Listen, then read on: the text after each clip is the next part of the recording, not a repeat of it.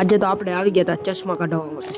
તો સવારમાં આપણે ઉઠીને ખબર પડી કે આજે તો આપણે જવાનું છે ચશ્મા કઢાવવા માટે આપણા ભાઈબંધ ભેગું. પછી એના ભેગા આપણે નીકળી ગયા હતા માંગરોળ જવા માટે.